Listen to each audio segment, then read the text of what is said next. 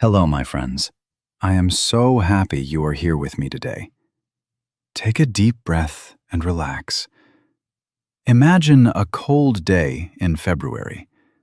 Outside, the world is quiet and gray, but inside, everything is different. You see bright red hearts and beautiful pink flowers. You see boxes of sweet chocolate and small cards with kind words. This is Valentine's Day. It is a day when we tell our friends and family, "I love you." But have you ever stopped to wonder why? Why do we choose this specific day to celebrate love? Why do we send cards to people we care about? Is it just a modern holiday created by stores to sell candy? Or is there something deeper, something much older? Think about this for a moment. Every year, millions of people around the world celebrate this day.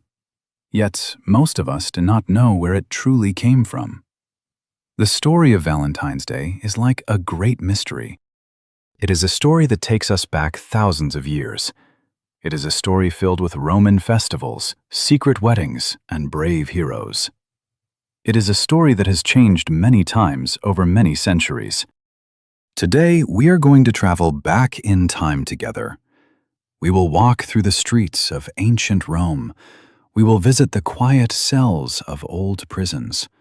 We will see the beautiful courts of kings and queens. We will discover how a simple day became a global celebration of the heart. My friends, history is not just about dates and names. It is about human feelings. It is about our shared need to connect with one another. So, let us begin our journey. Let us find the roots of this day of love. Are you ready to hear the story? Let's go back, far back, to a time before the world we know today. Imagine we are in the city of Rome, 2,000 years ago. The city is made of white stone and marble. The air smells of wood smoke and the dusty earth. It is the middle of February, but the people are not thinking about soft hearts or flowers. They are preparing for a festival called Lupercalia. This was an ancient Roman celebration. It was very different from the Valentine's Day we know today. In fact, it was quite wild. The festival was held to honor the gods of nature and the founders of Rome. During Lupercalia, people wanted to celebrate fertility. Fertility is a word that means the ability to create new life. They wanted their crops to grow and their families to have healthy babies. It was a time of energy and movement. The Roman priests would gather at a sacred cave. They would perform rituals that seem very strange to us now. They believed these rituals would protect the city and make the land rich. After the rituals, the young men would run through the streets. They would carry small pieces of leather. They would gently tap women with these leather strips. Why did they do this? They believed it would help the women have children in the coming year. It was a day of hope for the future. There is also a legend about a lottery. Some stories say that young men would pick a woman's name from a jar. These two people would be a pair for the rest of the festival. Sometimes they even fell in love and got married later. Think about that. Even in this wild, ancient festival, we see the beginning of something. We see people coming together in pairs. We see a celebration happening in the middle of February. It was a time to welcome the spring and the return of life. It was not romantic in the way we think of romance today, but the seed was planted. The idea of pairing and new beginnings was already there. But how did this wild Roman festival change? How did it become a day named after a saint? To find that answer, we must look at the stories of the men named Valentine. Who was the real Saint Valentine?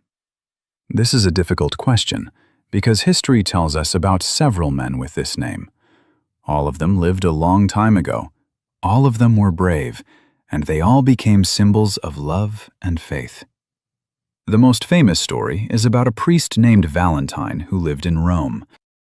At that time, the emperor was a man named Claudius II. Claudius was a hard man. He wanted a very large and strong army for his wars. The emperor believed that single men made better soldiers. He thought that if a man had a wife and children, he would be afraid to die in battle. So, the emperor made a very strict law. He said that young men were not allowed to get married. Can you imagine that? To be told you cannot marry the person you love? But Valentine believed in the power of love. He thought the emperor's law was wrong and unfair. In the shadows of the night, Valentine performed secret weddings. He brought young couples together in front of God. He gave them hope and a future. But secret stories do not stay secret forever. Eventually, the emperor found out what Valentine was doing. Valentine was arrested and thrown into a dark prison. Another legend says that while Valentine was in prison, he met the jailer's daughter. The young girl was blind. Valentine was a man of great faith and kindness. It is said that through his prayers, he healed her and gave her sight back. Before he was executed, he wrote her a final note. He signed it, "From your Valentine." Have you heard that phrase before? We still use it today on our cards. It was a message of friendship and goodbye. Whether these stories are completely true or just legends, they matter. They show us a man who is willing to die for love. They show us a man who believed that human connection is more important than cruel laws. Valentine became a hero. He became a martyr, which is a person who dies for what they believe in. Because of his sacrifice, his name began to stand for something beautiful. As time moved forward, the world began to change. The Roman Empire became less powerful. Christianity began to grow and spread across Europe. The leaders of the early Christian church had a difficult task. They wanted people to follow the new religion, but they knew that people loved their old traditions. The people still wanted to celebrate their ancient festivals, like Lupercalia. So, the church did something very smart. They decided to give the old festivals a new meaning. They took the dates of pagan holidays and turned them into Christian holidays. Pagan is a word for the old religions that worshipped many gods of nature. In the year 496, a man named Pope Gelasius made a big decision. He wanted to stop the wild rituals of Lupercalia. He declared that February 14th would be St. Valentine's Day. He wanted the people to focus on the saint instead of the old Roman gods. But at first, the day was very serious. It was a day to honor the memory of the martyr, St. Valentine. It was a day for prayer and going to church. It was not yet a day for flowers, chocolate, or romantic dates. Think about how history moves in small steps. The date was set, and the name was chosen. The old ideas of pairing from Lupercalia were still in people's memories, but now they were connected to a Christian hero of love. For several hundred years, February 14th remained a quiet religious day. It was a time to reflect on sacrifice and faith. But the human heart always looks for joy. People still felt the coming of spring in the middle of February. They still felt the desire to express their feelings for one another. They were just waiting for the right moment for romance to bloom. It would take a few more centuries and some famous poets to change the day again. Isn't it interesting how a holiday can be built like a house, one piece at a time, layer by layer? First, we had the ancient festival. Then, we had the name of the saint. Now, we are ready for the magic of romance to enter the story. Now let's travel to the Middle Ages. This was the time of brave knights, tall castles, and beautiful ladies. During this era, a new idea began to grow in Europe. People called it courtly love. This was a very polite and poetic kind of love. It was about showing respect and giving beautiful gifts. It was about singing songs and writing poems for someone special. During this time, the idea of Valentine's Day changed again. A famous English poet named Geoffrey Chaucer played a big role in this change. In one of his poems, He wrote about how birds choose their mates on St. Valentine's Day. He suggested that nature itself celebrates love in mid-February. Imagine the people of that time reading his words. They looked outside and saw the birds starting to build nests. They felt the air getting warmer. They began to think, if the birds are choosing their partners, perhaps we should too. This was a very romantic idea. It linked the religious day of the saint with the natural beauty of love. Soon, other poets and writers began to follow Chaucer's example. They wrote stories about love and adventure happening on February 14th. Valentine's Day started to become a social event. In the courts of kings and queens, people played games to find a Valentine. They would draw names from a hat, just like in the old Roman stories. The person whose name you drew would be your Valentine for the year. You would treat them with extra kindness. You might write them a small poem or give them a simple flower. It was a way to make life more beautiful and exciting. Think about the power of words. A poet wrote a few lines about birds, and it changed how the whole world looked at a day. It turned a serious religious day into a celebration of romance. By the end of the Middle Ages, Valentine's Day was firmly connected to the heart. People began to see love as something magical and worth celebrating. But how did they share these feelings if they were far apart? They didn't have phones or the internet. They had something much more personal: the written word.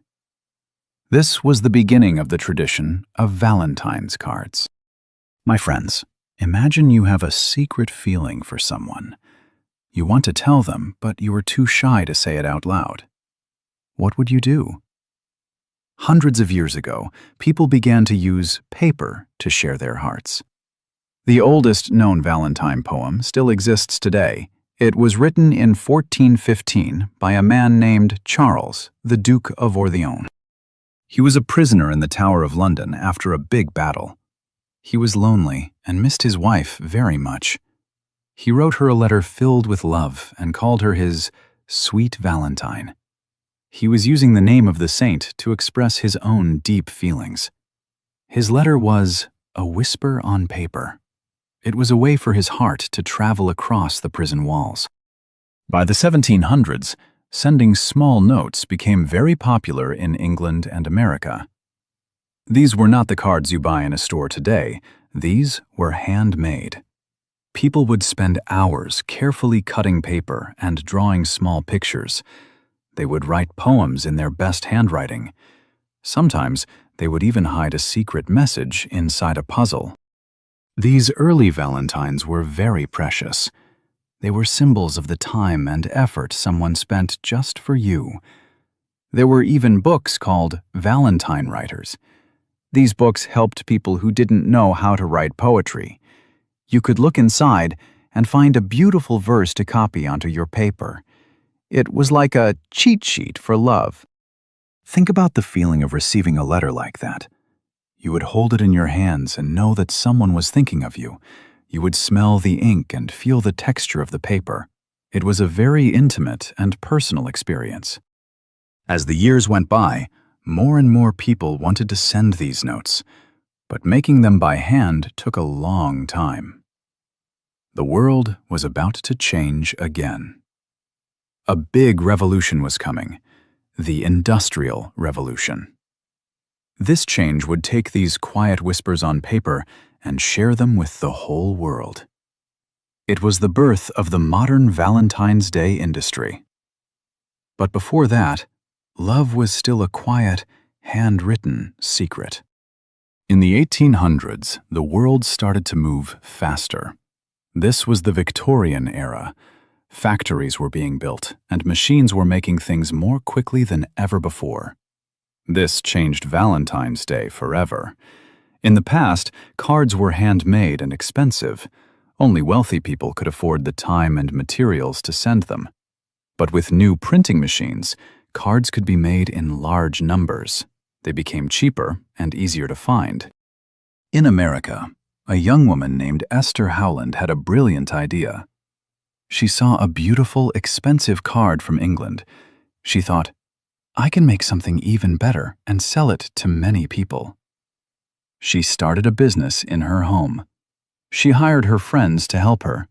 They used beautiful lace, colorful pictures, and shiny gold paper. People called her the mother of the American Valentine. Her cards were works of art. At the same time, the postal service was becoming better and cheaper. In England, the penny post was started. This meant you could send a letter anywhere in the country for just 1 penny. Suddenly, everyone could send a Valentine. Millions of cards were moving through the mail. The postman even had to ask for extra help on February 14th because there were so many letters. Think about how exciting this was for people. For the first time, a worker in a factory or a servant in a house could send a beautiful card. They could participate in the tradition of romance. The Victorian people loved these cards. They were often very fancy and sentimental. They had pictures of small angels called cupids, blooming roses, and golden hearts. Cupid is the ancient god of desire who shoots arrows to make people fall in love. But this was also the beginning of commercialization. This is a big word that means making a holiday into a business. Some people missed the old handmade notes.